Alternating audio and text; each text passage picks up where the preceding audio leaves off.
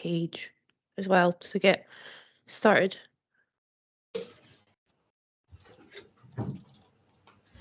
Wow, that is a lot. Want to try yours? Is she angry at me? Oh. Oh.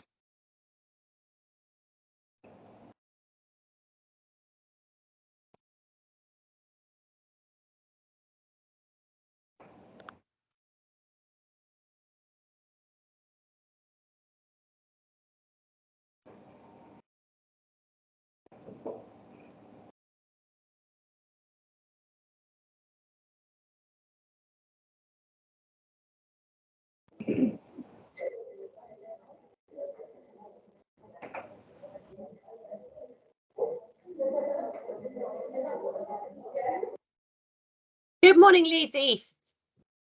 We're nearly ready too. I'm really glad you've got your camera sorted out, Carmana. There was something in the chat about someone had hoped that 9:15 would have been better. We moved the time earlier because quite a lot of the schools were having to take a break in the middle of the session, which we're obviously trying to avoid. So yes, sorry, I think slightly different times do seem to suit different schools, but it seemed that the consensus was 9 was a good time.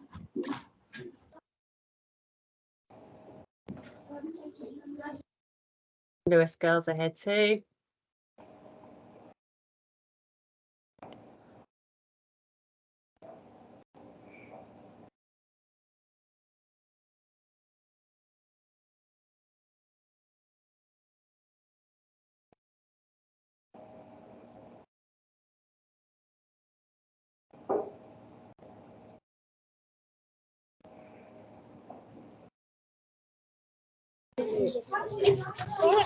What's your password?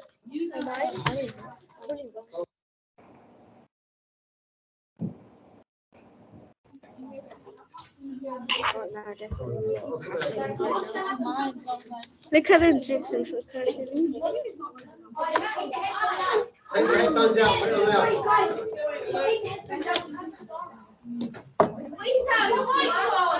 What? Oh, my mic.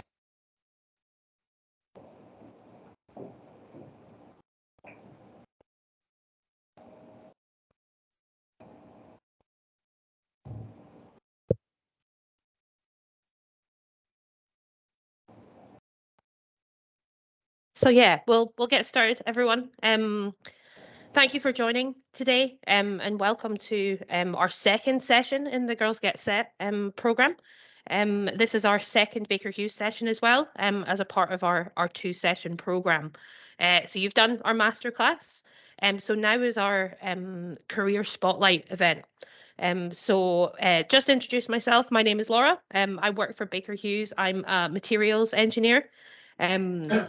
Been with the company for quite a while, 9.5 years, and I started as a graduate, so made my way through the program as a graduate and developed within the company. We have Paige joining us today as well, who'll be running our session with some of the other people as well. So can you make sure, just a couple of housekeeping rules, if you want to put your school's name in the chat if you haven't already, that would be brilliant. And if you want to turn your camera on, that would be really good. If you can't, don't worry about it. It's no problem. Also for the session, please keep yourself on mute, just because there's a lot of people on the call. We don't want a lot of background noise, but feel free to ask questions. If you have any questions, send them in the chat, and we can answer them as we go within the sessions and throughout the time that we're doing the having the presenters talk. That would be really, really good. As much questions as possible. We would absolutely encourage questions. We've got some really fantastic ladies on the call today who are going to tell you all about their career, and ask the questions while you can. They all have different career paths, all really exciting people. So ask whatever you want to, and they'll be able to answer your questions as well. So we have 5 ladies today who are all going to be talking for us. We have Paige as well, who is our moderator for the day. And then we have 4 that are going to do a little bit of a presentation about themselves, what they've done, and their career path. So you should have your worksheets as well. So there are 10 worksheets today in general. There are 3 that are a little bit of an introduction page. And I'll just, that's not.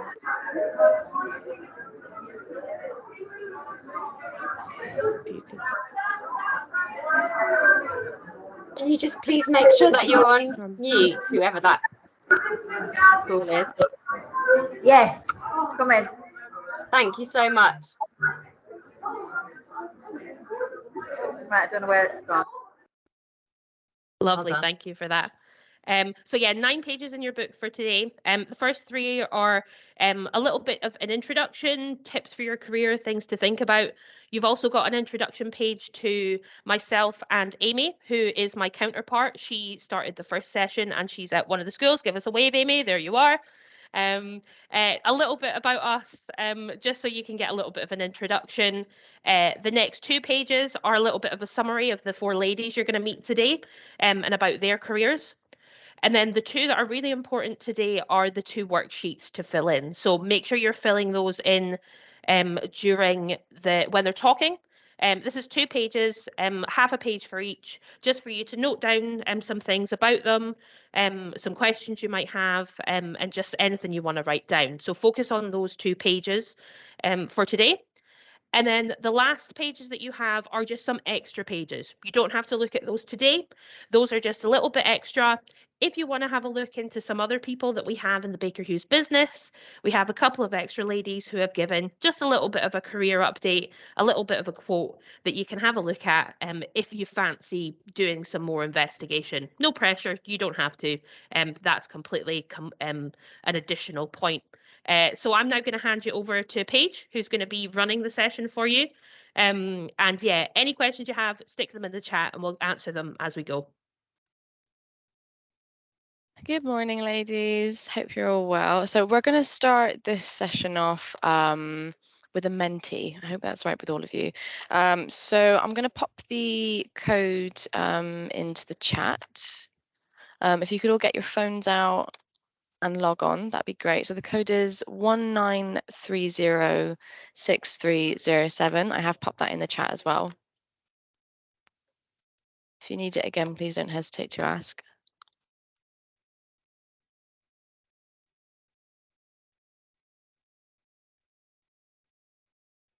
Okay, I'll give you all a few minutes to join. Yeah, if you could give me a thumbs up just so I can get a brief idea of how many people we've got involved.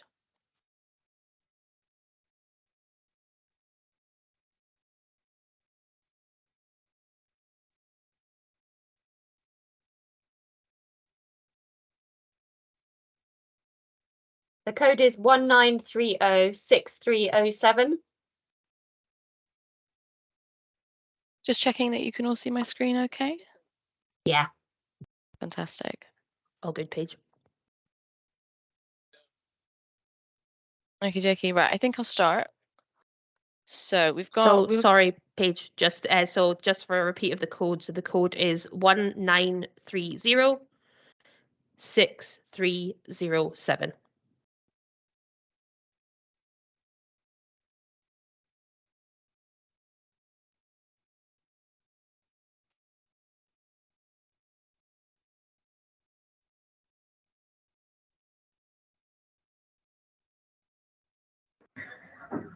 I think we're going to get started. So what we'd like to know is from 1 to 10, how likely are you to pick a career in STEM? So that's science, technology, engineering, and maths.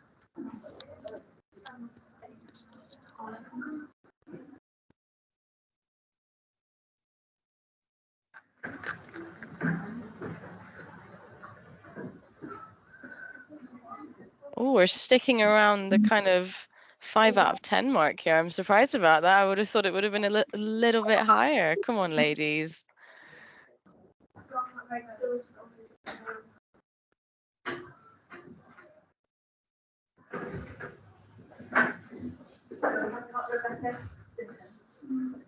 You can see from up here as well how everybody's voted. We've got a really wide mix.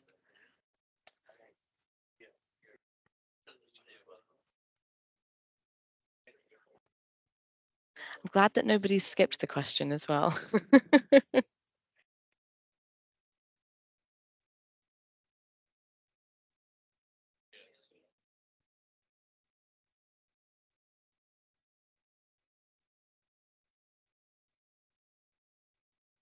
Okay, right. I think I'm going to go on to the next one just because I'm conscious of time, but this is really interesting feedback to see everybody's response to this question.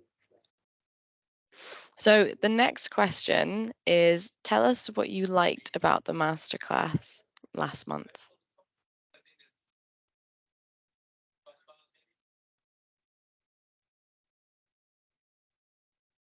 It was fun, it was informative, you learned new information. Christmas trees, obviously. Everybody was excited by the Christmas trees. You made a TikTok. Really fun stuff. Love to hear that. It was fun, it was interesting. You learnt new things, it was fun to do. It was inspiring. I like that.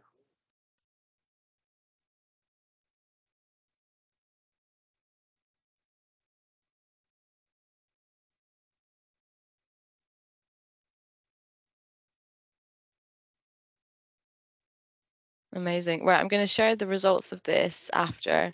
I think it'd be really interesting to see how everybody's responded to this one. So what we're going to do now is we're going to move on to the career spotlight. So I'm going to present my screen. Let me know if everybody can see it. Yeah, fantastic. Okie dokie, so just a really quick introduction about me. So my name is Paige. I'm a software engineer. I've just recently completed my apprenticeship, which was it took 5 years for me to complete, and I went to uni during those 5 years, and I got a first class bachelor's degree in electronic and computer engineering. So I'm going to introduce you to some of the ladies that we have on the panel now. So the first one that I'd like to introduce is Mariella. Hello. Mariella, take the floor. Hi, everyone. So my name is Mariella Wiltshire. I'm a mechanical and systems engineer, and I love to learn new things. So I'm going to start off with my favorite saying, which actually came from Michelle Obama. And it's when you've worked hard and done well and walked through that doorway of opportunity, do not slam it shut behind you. And what I take that to mean is to always help the people coming after you and make sure what you've learned is shared with everyone else. So my hobbies and interests are swimming. I love swimming. I go to the gym. I love shopping. I also love dancing. I enjoy spending time with my family. So that top picture up there is me, my mom, and my dad in Cuba. Some fun facts that people don't know is that I actually wanted to be a lawyer when I was in like early high school. I just saw people in suits and How to Get Away with Murder and all those kind of shows, and I thought, I definitely like that. But I ended up in engineering, and I'll tell you why. And what's on my bucket list? I'd love to visit Japan, China, and India, and I'd also love to skydive. Next slide, please. Okay, so here I'm going to tell you about what I did through high school and what my career's been like. So I actually always loved sciences from a very young age. So when I came to choose like my O-level subjects, and by the way, I'm going to refer to it as O-level and A-level because I was schooled in the Caribbean and we had a different terming for all those things, but I think everybody understands O and A levels. So for O levels, I did English, math, physics, chemistry, biology, French, literature, and math and IT. Out of those, I always had a passion for the physics, chem, bio. I also really liked IT, and a fun story is that when I came to choosing my A-level subjects, I actually wanted to go into the IT route, but my mom actually advised me to go into sciences because in the Caribbean schooling system, sciences are free. And so when you do your labs and stuff, it's all free, like on the government scheme. But if you were to do it externally, it would cost more to do sciences because you need labs rather than doing IT because it's like quite widely available online. So that's one main reason why I did really pursue sciences. So for A levels, I did physics, chemistry, pure math, Caribbean studies, and communication studies. The last two were compulsory, but I actually really enjoyed Caribbean studies. For my high school activities, I participated in like my church's summer camp for 3 years. I was a counselor there, and I also was in my church's youth group. As I said, I love swimming. I was swimming since I was like 5. So when I was in sixth form, I was actually the captain of my school's swimming club. And I also love dancing. I did ballet when I was younger, but when I got older, I preferred jazz and commercial, and I still do commercial up to this day. So just quickly looking at my career path. After I completed my A levels, I got a government scholarship from Trinidad and Tobago, and I went into I applied to UCL and I got into the BEng Engineering with Business Finance program. This program was actually split 3/4 mechanical engineering and then 1/4 business finance. Why did I choose that? Honestly, because I didn't know what I wanted to do fully. I did engineering subjects in A levels, and I thought, okay, I might as well do engineering subjects for my bachelor's, but I wasn't sure. So I thought, okay, this that 25% business finance will let me, I guess, figure it out, see if I actually really like it. And I'm still happy I made that choice because it still provides me some pathways for differences within my career. So yeah, during my bachelor's, I did 2 internships where I went back home to Trinidad and Tobago, and I worked on heating, ventilation, air conditioning systems. After I came out of uni, I went into a job with the Ministry of Works and Transport as a mechanical engineer. And during that time, I did a master's in petroleum engineering, which actually helped me to land the job that I currently have in Baker Hughes. And I started as a mechanical engineer and did that job for about 2.5 years. And now I'm a front end and systems engineer. Yeah, so that's all I have to share. Thank you. Are there any questions? Amazing. Thank you, Mariella. Claire, do we have any questions in the chat? We do. The most common one at the moment is what inspired you to be an engineer? What inspired me to be an engineer? I guess I always liked sciences. I always wanted to know more, learn more. I had a passion for like problem solving, and I really liked physics. After A levels, physics was my favorite subject, and I guess most of the career paths from physics were going into engineering. So that's one of the main reasons why. The other question, we've only got time for a couple, so we hear from all the ladies. But the other question that's coming up is, do you ever regret not pursuing the lawyer path? No, because I don't like to read. No, it's important to know what you enjoy, and that's part of Yeah. school, is working that out. Yeah, I prefer maths and working through like scientific method much rather than I prefer reading. You see those lawyers, they have like huge packets of documents. I know I'll get frustrated doing that. So yeah. No, thank you, Mariella. I think we'll move on, Paige. There might be an opportunity to answer some of the questions in the chat as well. Yeah, most definitely. Okay, right now I'm going to hand over to Lize. Hello. Yeah, my name's Lize Shah. So I am a systems engineer working at Baker Hughes. I've been working as an engineer for 11 plus years, coming up to 12 actually. So pretty much straight out of university. My first job was engineering. A little bit about me outside of work before I move on to my career path. So my hobbies probably a little bit similar, like mostly sports stuff, but definitely not a dancer. Gave that up when I was very young. So Mariella's got that covered. So I was more of a rugby, tennis, kind of softball kind of person. So I prefer running around and hitting things with rackets or hitting people.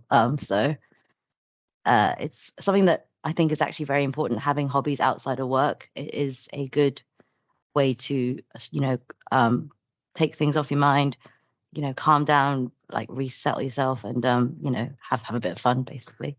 Other hobbies. So I do consider myself a bit of a foodie.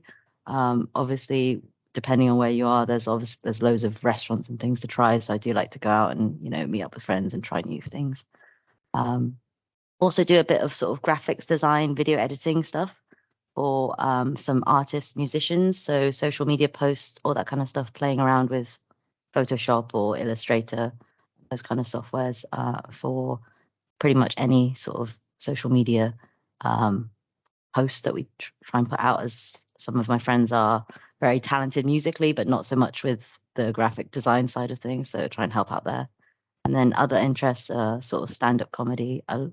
Pretty much anything that will make me laugh, I'll watch and try and learn from them and steal their jokes to use in the office. So other thing I wanted to highlight is strengths in terms of my personal strengths. So a lot of people, when they think engineering, science, maths, they think you have to be very knowledgeable, very academic. But actually, I don't think that is the case. And I don't think that's what necessarily makes you stand out in a company. Yes, that is important and having that technical know-how, but that is stuff you learn on the job, not necessarily what you come to a job with. So a lot of the strengths that I think I bring to my team and my work are actually from more general. So being able to communicate, whether that's written down on the phone, because obviously it's a very global business now. So you're not necessarily talking to people face to face. You're talking to people in different countries, different time zones, different languages, all that kind of stuff. So it's emails, phones, presentations, everything kind of comes into play. Being able to collaborate, I think working as a team is super, super important. No one really works on their own in science and engineering. It's always part of a team, or, you've got customers to deliver to, vendors to support. So it is super important to be able to work with people as well as do your own work. And then the other strength, I guess, would be being curious. Like, it is a technical, so you've got to want to solve the problems and you've got to want to provide the solutions. So having that open mind and having that bit of creativity, curiosity really helps when things don't go to plan, basically. I've just shoved a little picture of me from when I was younger. So that was probably the first thing I ever built properly. Probably it looks a bit retro. There's no filter on it. That is the original color of the photo because that's just how old I am. But yeah, so we just move on to the next slide. So this is kind of my career journey. Similar to Mariella, I guess I was always leaning towards science and maths at school, and I kind of knew I always wanted to go to university. It was something that kind of my parents' influence. They both went to uni and had a really good time, and that's kind of how their career path went. So that's kind of what I saw in front of me, and the schools I went to very much encouraged that. But even though, science and maths were kind of compulsory, right? So you didn't have to choose to take them. They were the subjects I did well in and chose to do. But actually for like O levels, GCSEs, I did history, art, IT, graphic design, and French, I think. So they're not necessarily conducive to those, but I think having a good variety helps and also keeps you interested at school, right? But the thing that I wanted to highlight at school is when I picked up all the kind of extracurricular activities. So all the sports that were available, any like opportunities at school that you get, I would highly recommend you take them. Even if your friends aren't doing them, even if it's just something you're interested in, like they do expand your skills. They look good on your CV, to be honest, and they look good on your university applications. It shows that you've got skills outside of just school. So I was lucky enough to do Duke of Edinburgh, which was basically hiking around the countryside and volunteering and some other activities as well. I did get the opportunity to also do a Crest Science Award, probably not so common, but involves sort of doing one day week after school for a couple months, just working towards basically a science project. And then also Young Enterprise as well, which taught me a lot about working in a big team. So we sold jewelry and personalized hoodies at our school and organized events to fundraise. And you're learning a little bit more about finance and all that kind of stuff. So pretty much any extracurricular stuff that you can pick up at school, eventually, probably some of them will become your hobbies in later life as well. So yeah, anything you're passionate about that you get the opportunity to do, I would highly recommend you do it, whether it's dancing, drama, art, creative stuff, technical stuff. There's, a lot of science club type things there now as well. So anyway, going back to my career, university-wise, I went to study at Imperial College London and I did an engineering degree. Wasn't sure I wanted to do engineering when I was applying to uni, but actually it was at Open Days, which again, if you've got the opportunity to go, would highly recommend. That I was talking to departments, learning about, the science department, the medicine, or even looking at biology department, and then somehow I ended up going to a talk at an engineering faculty, and it just really something clicked in my mind that I was like, actually, engineering is that combination of using technical knowledge and actually applying it to real life and trying to build solutions and develop new ideas that can be used by everyone, right? So after I finished my bachelor's degree, I started working as a graduate engineer. I also I studied for my master's as a distance learning, so remote learning, probably more common now since COVID and the pandemic, but also a good opportunity to progress your career and your education while still learning and while still working and earning some money. So my last career move to Baker was probably about 4 years ago. I went from working in a very small company, had some good opportunities, but there are pros and cons for small companies, big companies, but decided to take the leap to kind of work on larger scale projects and for a global company. And that's me.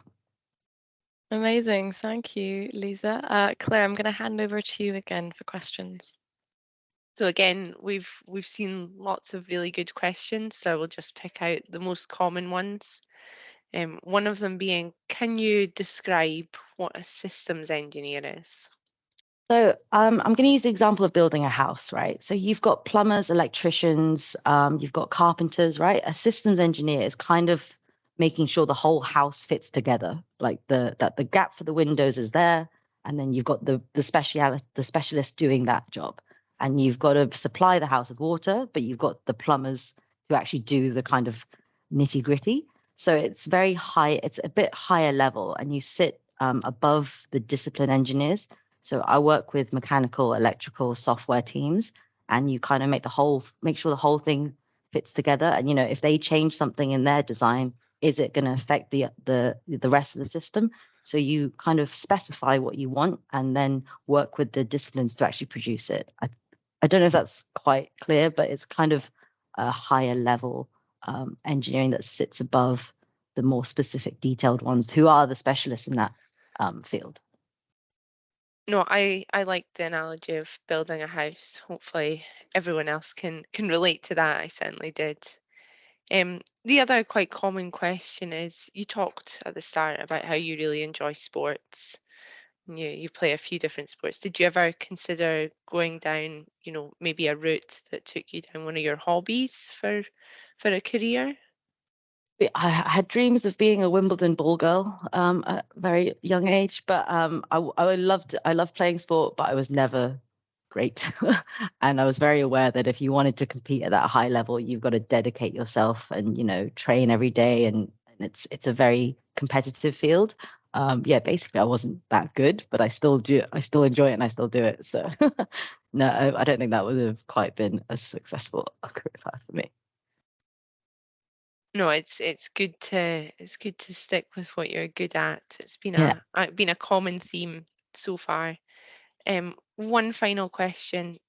One of the schools asked about building confidence. Mm-hmm. How did you do that?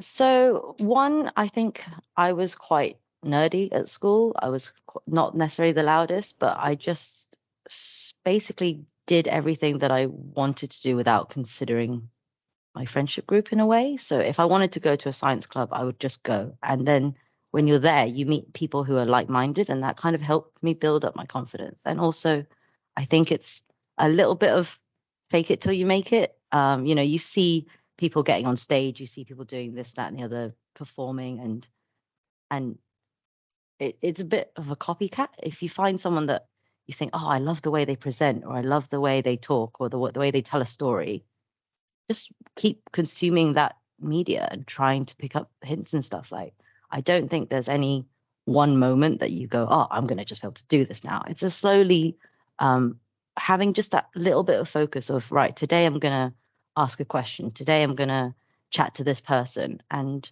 that over time, you start to feel it, right? It naturally becomes how you behave and how you present yourself in front of people. No, thank you, Lisa. I think that's some good advice. Amazing. Thank you both.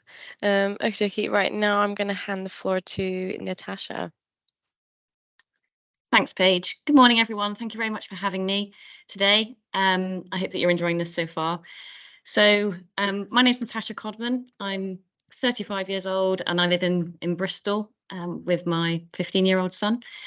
So I'm into a few different things, but I'm up for trying most things. I think it's just as important, as Lisa touched upon, to know what you do not like doing as much as what you do like doing. So I'm very much into learning new board games. I'm not brilliant at them, but I do love to find out. Surprising how competitive you can become when you're doing something, even when you think you're not. True crime podcasts, absolutely. Like being active. I'm not overly into exercise, but I just like being out and about, which is great. I'd say that very much don't be afraid to change your mind. That's something that I've learned through my career at Baker Hughes. So I've been with Baker Hughes for 16 years. I started on an MVQ apprenticeship. I will talk a little bit more about that in the next slide. Personal strengths, perseverance, resilience, again, the kind of strengths that I think build over time, not just through work experience, but any life experience as well. And emotional intelligence, so being able to manage both my own emotions and understand other people's emotions. Something I think perhaps has always been a part of me, but again, with experience, I think that builds. For me, I've realized there are always options. I've never known what the end goal is in terms of my career. I'm 35 and I still don't know what that end goal is. I stay open-minded. If opportunities can come, some of those I've taken and it hasn't worked out to be the best thing, but as my nan always says, no education is wasted. So, and I'm a strong believer in that. Anything that you can get experience in, and it doesn't matter if you try it and you don't like it, or you try it and you love it. But what I would say is never shut a door. You never know when you might come back around. My role now is sourcing specialist, which means that I buy things for what we make or manufacture or assemble on site. And that's the role that I kind of went into and started training in when I initially finished my apprenticeship. So I've kind of come around full circle, but with the experience in between, it's really benefited the role that I'm doing now. Certainly learn from people every single day, and building relationships and having that experience in different areas within the company and meeting lots of people has certainly supported that. And when you gain that experience and you're sharing as well, it really is it really is a team effort. Next slide, please. So my interests at school were definitely English, history, drama and dance. And when I took my exams at age 16, they were mostly focused around those. At that time, I was pretty sure I wanted to be on the stage. Not quite sure doing what, but that's kind of where my heart was taking me at that time. So when I finished school and I went to college, and I started a BTEC in performing arts. So I must have been about 16, 17 at that time. And I did that for a year and I gained some really valuable experience, and that built my confidence as well. But what I came to realize is that I think that was more of a hobby for me rather than something that I wanted to have a career in. So I changed colleges and I did history, English and politics for another year. And I got AS levels. So by this time I must have been 17 or 18. And again, something didn't fit right with me. Full-time education wasn't for me. And I knew that I wanted to be working. As I touched upon in the previous slide, I'm a hands-on learner. I wanted to be doing, and I definitely wanted to be earning money, because all I wanted to do is own a car and drive for freedom. So that's what I did. I was working part-time at the time and saved up and got my own car, and very proud of that fact. So at school, we had careers talks, but around that time, which was around 2004, mostly they chose to speak about going to university, going to colleges, and we didn't have any information on apprenticeships. It just wasn't the focus for the government at that time. But once I'd completed a year at college, doing the history and the English, I started to learn more about apprenticeships through a local forum that would put people in touch with companies who were providing these apprenticeships. So this was learning on the job, 1 day a week at college, and I earned a NVQ level 2 in business and administration. I don't have a degree. I don't have qualifications in engineering, but I've worked for an engineering company for 16 years now. And during that apprenticeship time, so I was 19 when I started with the company, I had experience of spending a few months at a time in different areas of the business. So that, again, really helped with building relationships, and it gave me lots of exposure to where my strengths might lie and what I might be interested in. And there is plenty to get your teeth into in an engineering company. And I've had varied roles. So I've already touched on being a buyer. So again, working with suppliers to find the parts, best cost, etc., and also getting those in on time so that we can use them to build what we produce here. I've worked with our project teams, so in document control, learning a lot about interactions with customers, customer requirements, how we meet those requirements. I've also had experience in manufacturing quality, so that would involve being down in the factory, learning how we put parts together, learning where we may have issues, and finding out how we fix those issues. And in each of these roles, I've had specific training in those areas. So I've not been to university, but I've got that experience and that specific training from each role that I've been in.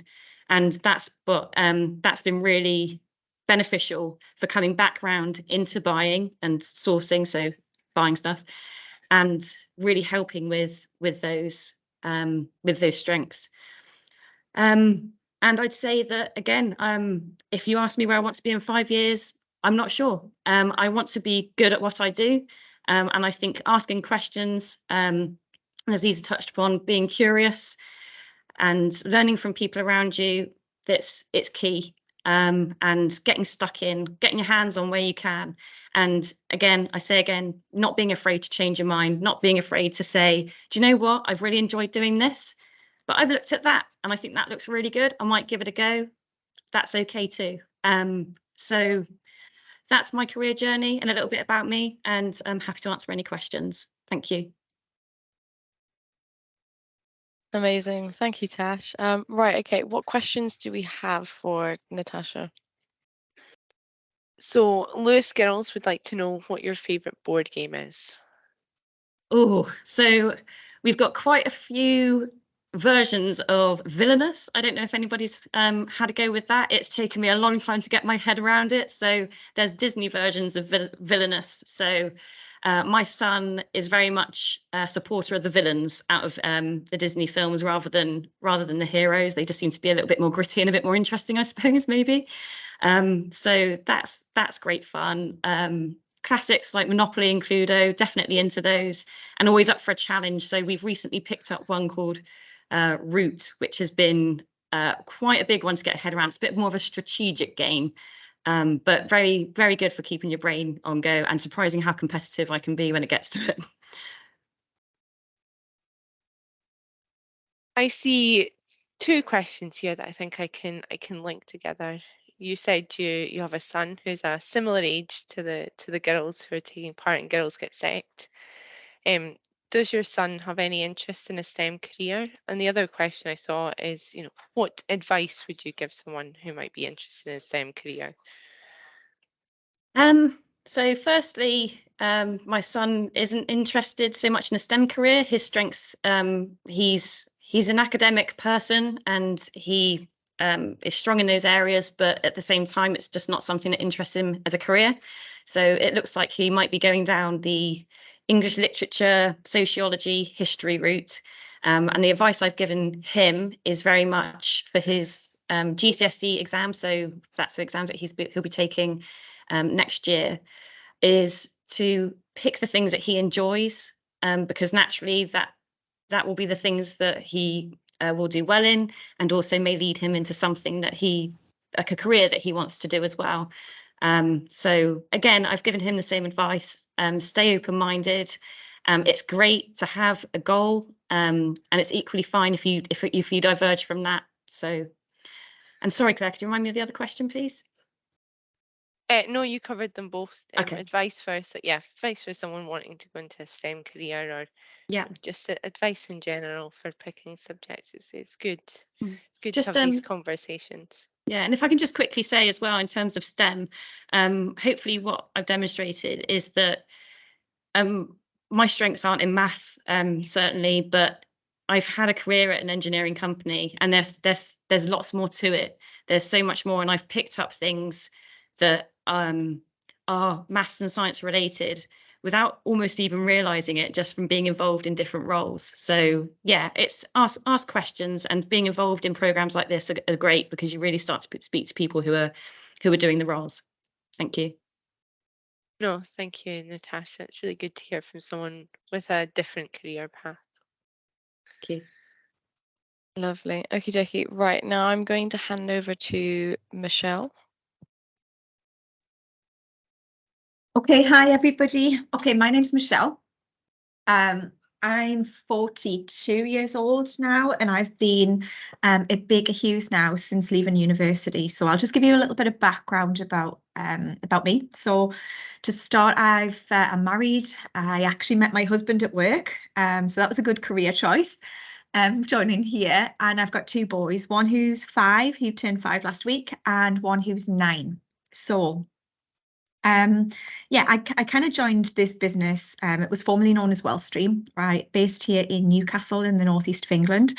And I've been here 20 years now, which is absolutely crazy. If somebody had said when I joined this role that I was going to be at the same company for 20 years, I would have said, oh my goodness, absolutely not. That's definitely not what I want to do, right? Because I remember as a child, my mum and dad worked. My dad used to work. He worked at the same company for 50 years, and I did not want to be him. I thought, how can you go to the same job for 50 years, doing the same path, the same route, doing the same role? He did the same role for 50 years. I don't want to do that, right? So I never knew what I wanted to do at school, but I knew I didn't want to do that. I didn't want to be that person, even though I love my dad and have huge respect for him, because he went into straight from school at 17 and did the same job, and he did that for us, right? But I didn't know what I wanted to do, but I knew I didn't want to have a repetitive role like that. So I guess, when I was taking my subjects and my options, I was almost jealous, right, of people who knew what they wanted to do, who had that career and said, okay, I want to be a dentist, or I want to be a hairdresser, because you almost then know what you have to do to get there. But I didn't know what my end goal was. And very similar to Natasha, our careers are quite similar, right? Because she didn't know what she wanted to do either. And at 42, I still don't know what I want to do, right? And so yeah, don't worry about if you don't know what to do, because you can always pivot, you can always change. And I think as you go through your school life, I kind of stayed on at school. So I don't know what they call them now, but I did GCSEs and then A levels, went to college, and then I went to university, and then came to Wellstream. So I pivoted and changed as I went, right? And I didn't, and still don't know what I want to do, but I know what I don't want to do. And that kind of evolved as I went through that transition and through that journey. During university, I worked in retail, right? Just as a part-time role. And I knew I didn't want to do that as a career. I didn't want to work hard. I wanted to work smart, right? You kind of, unsociable hours. Again, I didn't know what I wanted to do, but I know I didn't want to be in that industry. So I kind of went through building that up in final year of university. So as part of my degree, I did logistics and supply chain management. So I kind of specialized in that for the last year. And why did I do that? I did that for job opportunities with that thought in mind. And I think I've put in the chat, right, when you were saying, how do you choose your options and how do you pick what you're passionate about? It's not that I wasn't passionate about it. It was more the 90,000 hours, right? I read somewhere that you're going to spend 90,000 hours of your time at work. That's a long time, right? In your lifetime. So you've got to do something that you love, right? There's no, and think about that now while you're choosing your option. Are you going to be thinking about what you want to do? Think about the life that you want and how you're going to spend those 90,000 hours. And for me, I didn't want to be my dad and have those 90,000 hours doing the same thing. So that was part of my thinking as I was kind of going through school and through university. So yeah, I did logistics and supply chain management because of the job opportunities. It was more at the time, 20 years ago. It was kind of a new subject, a new specialist area within the business studies area. So I kind of focused on that. And how did I get my job here? At Wellstream at Baker Hughes. I actually applied for two roles, right? One, and they were both buy-in roles, so very similar to Natasha's role that I applied for all those years ago. And one was actually for a clothes company, and that sounded fantastic, right? It sounded, oh my goodness, I'm going to buy, let's say, buy fabrics and buy different materials, and it sounded brilliant. It was my ideal role on paper, right? I came from retail at part-time, and I was going to look to do a sourcing role, a buying role. And the other one was the one for Wellstream, and that just didn't sound as glamorous, right? Buying raw materials, buying steels, buying polymers. What did I know about that? Very little. And I'm going to go back to Natasha because it's very relatable. I didn't know nothing about that. But you know what? When I went for the interview, I walked in the business and I knew that this was going to be challenging for me. It wasn't going to be that role that my dad had. There was so many people. We were a business of 200. We're now on the Newcastle site. We're now at about 650. And I thought, I want to be part of that. That's not going to be the same thing every day. And looking around the people, when I walked in for the interview, I had a feeling that I was going to learn something. I'm surrounded, even now, I've been here for 20 years. I'm surrounded by people who are so clever, who are metallurgists, who look at data and look at fatigue analysis. And I learn every day from the operators on the shop floor that make our pipes. So my business basically makes pipes that get oil from under the ground. So not necessarily a sexy business. It doesn't sound as glamorous as the buying role that I originally went for, but it's given me a really great career. So you can see my career on the screen there. So I've went through lots of different areas. So I started in purchasing, like Natasha. And I started as a graduate. So although I wasn't necessarily qualified and didn't have the relevant experience that Wellstream was looking for at the time, they took me on as a graduate, which is basically they know that you're fresh from university and they're going to train you. So you go around different areas of the business and you learn. Basically, I learned exactly all of the different areas, all of the different departments that make up a flexible pipe. So the engineering side, the planning side, the bid side, where we have to tender and kind of quote for winning business. So from start to finish, understand how to make a flexible pipe. And then I settled back into sourcing. So then I started to buy things. I started to buy all those steels and polymers and work out, how we deal with suppliers on a day-to-day basis, how we bring new suppliers on board, how we test the materials and get them qualified and, to qualify them enough to be able to put them under the seabed. So yeah, and I've kind of grown with the company, right? So I spent a lot of time in end fitting side and then in the raw material side. And then I thought, okay, I moved into planning for a little bit. So that wasn't for me, right? So that was kind of looking at the Oracle system. So all of the data that the system's telling us to order. And, I kind of was involved in putting that system in. There's a lot of spreadsheets and it wasn't dynamic enough for me. And it kind of goes back to what I was talking about earlier, right? Where I didn't want to do the same thing all the time. So spent good. It again, it's not about what you want to do. It's about trying to focus on, okay, what do I not want to do? I spent some time in quality. So then I moved into quality. So quality sounds very boring, right? That was my initial reaction is, I don't want to go into quality. definitely not. But actually, it's really, really interesting. So you've got so many different sides of quality. So you're talking about, we've got a manufacturing plant. So when things go wrong and you have quality issues, you know, kind of understanding what went wrong, what can we do to put it right? Working with lots of different people on processes. So how does all of the 650 people in my business, how do they work together so that we become more efficient in what we do? And then we've obviously got the compliance side, which is making sure that we've got everything in place from a paperwork side to be able to make a pipe, right? We can't just put pipes in the middle of the sea without having like a governance around it. So kind of being responsible for that in my role as a quality leader. And now I'm a business transformation leader, which sounds very, I think that's one of the questions that flashed up in the chat, right? What does that mean? So now I've moved around a lot within my business. But now I'm, as we're part of the larger organization in Baker Hughes, I'm now responsible for kind of using my experience and my knowledge of how we make pipes and what my business does, but understanding more about the other side of the business and what processes and systems and tools that they use. So I kind of look and see how we improve my business by looking at the wider Baker Hughes. That's kind of my role now. So I think to kind of summarize, I've picked well in terms of a business. I didn't know what I wanted to do, but I knew I didn't want to have a repetitive job. I wanted to continuously learn, and I've blinked, right? And I've been here for 5 years, and then I blinked again and it was 10 years. And then I blinked again and oh my goodness, it's almost quite embarrassing that you've been at the same company for 20 years because I sound so old in saying that. But you have to, when you're thinking about what you want to do, you have to think about, you come to work every day, probably 5 days a week minimum. And you have to enjoy it. Those 90,000 hours that you're here, you have to enjoy. And if you break that down, right, in 24 hours in a day, let's think about this. 8 hours of it, you're asleep. 8 hours of it, you're at work. And then 8 hours of it, you do what you want, right? That's your time. That's what you enjoy. So let's make sure that those 8 hours that you're at work, you're doing something that you want to do and that you don't hate it. So think, and if you don't know what you want to do right now, that's okay. Think about what you enjoy doing and what do you think you want to spend those 90 hours doing? You know what? I think that was a fantastic note to end on. Thank you so much for that. Right, I'm going to hand over again to Claire for questions.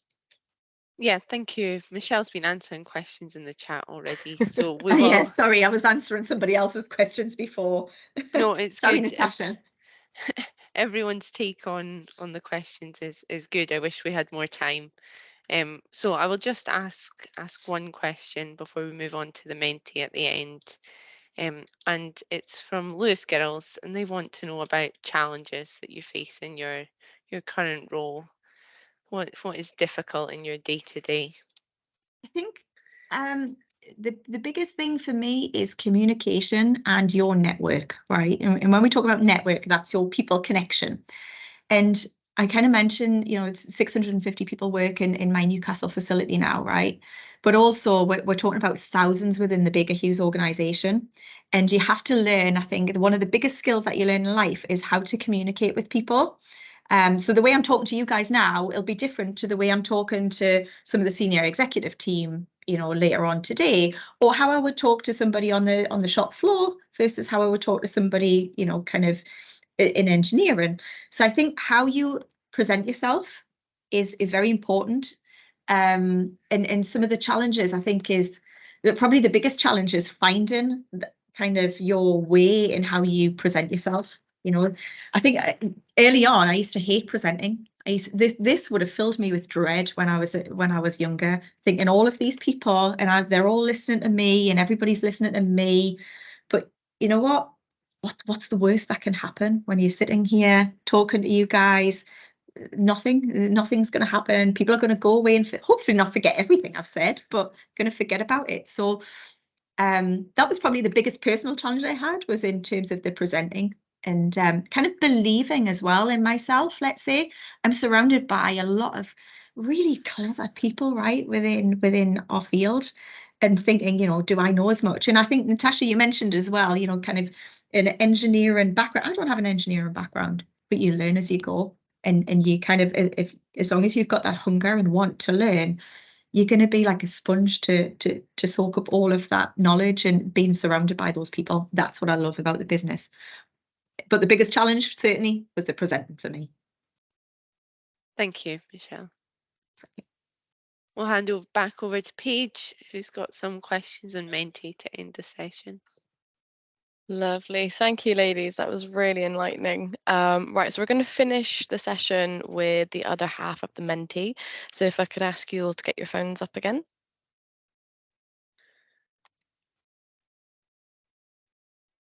And I think this one will be a bit quick, just because I'm very conscious that we only have 5 minutes of the session left. So I'm going to move straight on to the first question, if it loads.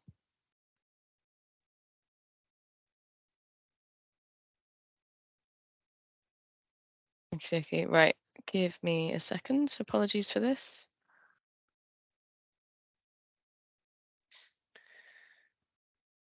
I am seeing the question, Paige, so I think You are? it's maybe Okay. okay. Yep.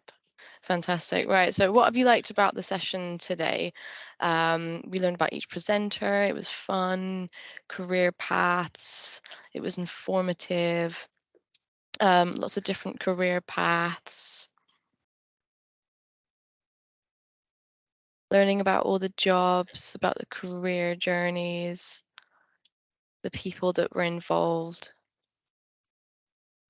Looks like we've taken away a lot today. That's fantastic. Right, I'm going to move on to the next one. So thinking about the masterclass that we held last month and the career session that we've had today, is there anything that you'd change about these sessions? How long they are? Be a bit more interactive, more activities.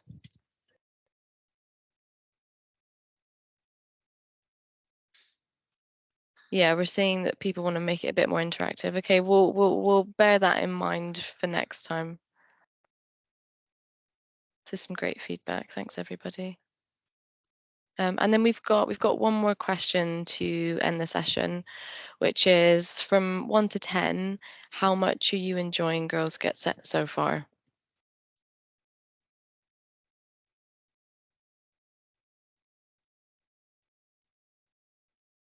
We've got some higher scores than the last question. Fantastic.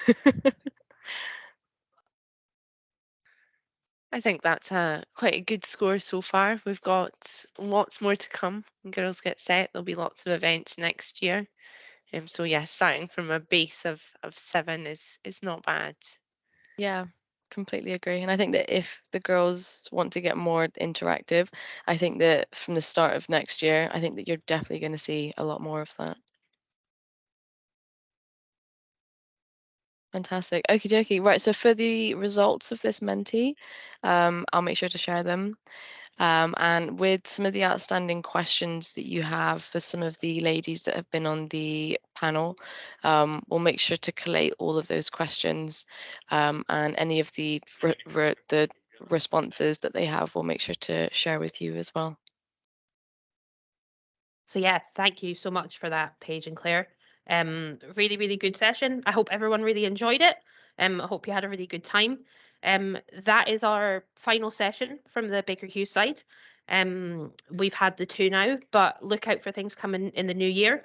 So we'll be starting on our project, and we'll be getting mentors into the school, and we'll also be running the GE healthcare sessions next year. So it's going to be a really exciting term next year. I'm really looking forward to it, so I really hope you're looking forward to it as well. And yeah, thank you everyone for joining. That's us for today. So any questions you still want to put in the chat, and we can come back to you if we can. But apart from that, feel free to drop off. Thanks, everyone. Have a great Thank you. day. Bye-bye. Thank you. Thanks so Bye. much, Baker Hughes team. Thank you. Bye-bye.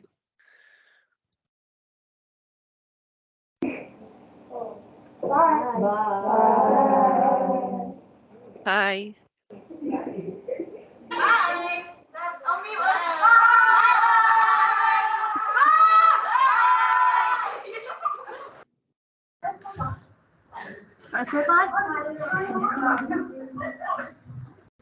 Petya, did you want From Beechwood, I think I'm staying on because I think you mentioned that.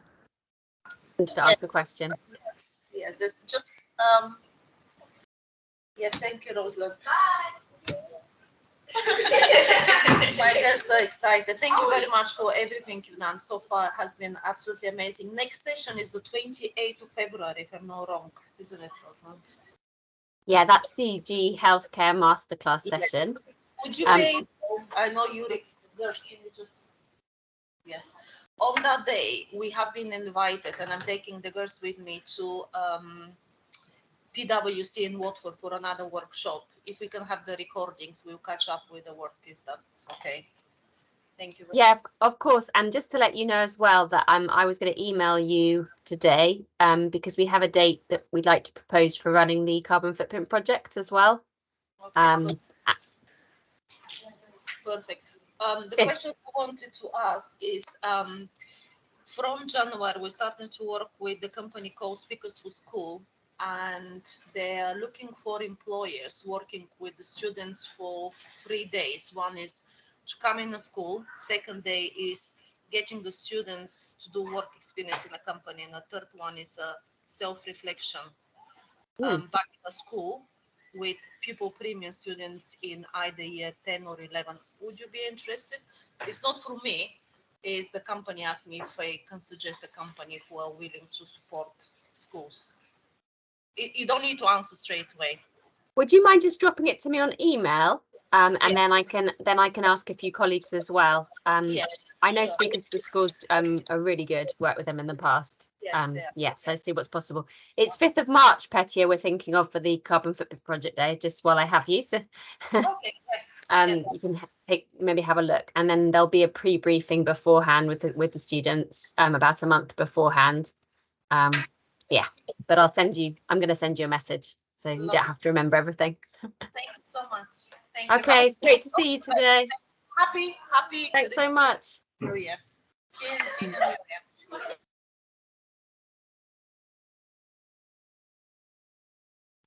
Shall I end the call and then I think the recording will stop automatically? So I can't see where I can just end it. I don't know if anyone wanted to stay in the call, but